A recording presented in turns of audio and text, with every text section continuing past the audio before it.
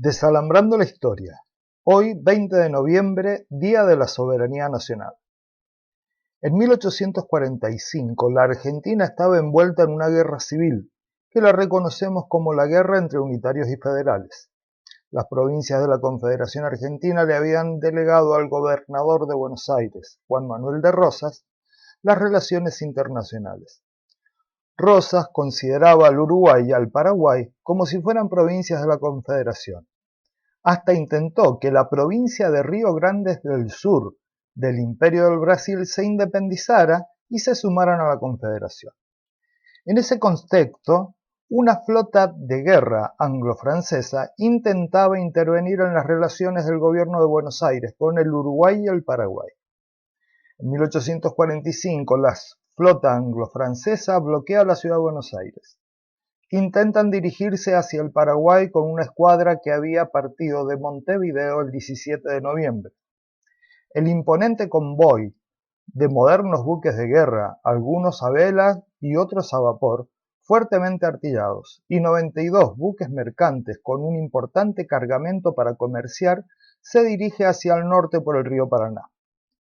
En un recodo del río, en la vuelta de Obligado, se enfrentan con la defensa que estuvo a cargo del general Lucio Mansilla, que atravesó el río con 24 barcazas que estaban unidas entre sí por 3 gruesas cadenas de hierro. De un extremo las cadenas estaban amarradas al bergantín republicano, apoyado por otras 2 embarcaciones. En la costa se habían colocado 4 baterías compuestas por viejos cañones, algunos de ellos de corto alcance, apoyadas por alrededor de 500 soldados de infantería, y otros tantos eran de caballería e infantes de marina. Sobre una de las costas, 10 pequeñas barcazas incendiarias estaban listas para ser lanzadas río abajo contra la flota enemiga. En la mañana del 20 de noviembre, los enemigos iniciaron el ataque contra las defensas con sus poderosos cañones que disparaban proyectiles explosivos, mientras otros barcos se dirigían hacia las cadenas para cortarlas. A las 3 de la tarde, las fuerzas argentinas habían agotado las municiones. Entonces desembarcaron 325 infantes de marina que fueron rechazados por los argentinos a punta de bayoneta. En esa acción cayó herido el propio Mansilla. Los infantes ingleses debieron retroceder, pero de una nave francesa desembarcaron más fusileros y los defensores comprendieron que nada más podían hacer. Quedaron en el campo 250 argentinos muertos y 400 heridos. Los buques debieron permanecer más de un mes en el lugar para ser reparados por el importante daño que habían sufrido. Luego de muchas idas y vueltas diplomáticas, se firmó un tratado mediante el cual los ingleses reconocían la soberanía argentina sobre sus ríos interiores y su derecho a solucionar sus problemas con el Uruguay, sin la intervención extranjera. Francia demoró en acordar, pero finalmente lo hizo. Hasta los opositores de Juan Manuel de Rosas reconocieron y alabaron dicha acción.